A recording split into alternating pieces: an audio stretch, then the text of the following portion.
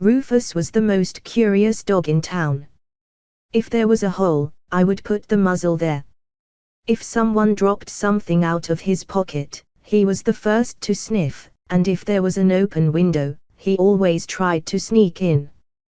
That last hobby was precisely what led him to live this extraordinary adventure. One day, at dusk, Rufus was entertaining by nibbling on a bone. It had been given by the butcher, who was very generous and always kept leftovers for him. As Rufo had no owner, he was very grateful because there were days when it was very difficult to find something to eat. As she entertained herself with the bone, a delicious scent came to her nose. At once, she raised her nose and tried to find out what it was about. As he could not, he decided to investigate. Before, he hid his bone well in a corner of the park, right in the area of the poplars that decorated the main promenade. As he approached the smell, it felt more clearly. In the end, walking and walking, Rufus reached a ruined building. The facade was chipped and the windows and doors broken. The wall was full of moss and vines. As Rufo was a very curious dog, the first thing that crossed his mind was to go snooping.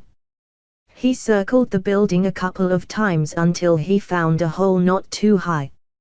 In the end, he found a window that was not very broken and, therefore, did not seem very dangerous. In the first jump Rugo failed and fell face down on the ground. At the second attempt the dog took a lot of impulse and, with a leap, managed to sneak into that abandoned house. Once inside, Rufo put all his senses on alert to discover the origin of that mysterious aroma. He went through all the rooms in the house, from north to south and from east to west.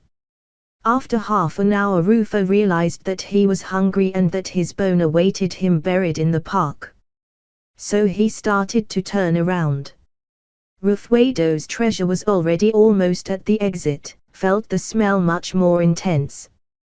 With a leap, Rufus went back and, upon reaching one of the rooms, stopped dead. Before her eyes was a room full of bones, chops, ham and dog treats. Mountains and mountains of all his favorite food, the one given by the butcher and other people of the town. All this came out of nowhere because that house had been abandoned for years. As Rufo knew he almost always ate thanks to the generosity of others, he did not keep the food secret for himself and warned other abandoned dogs in the area to share it with them. For a long time, everyone enjoyed that treasure.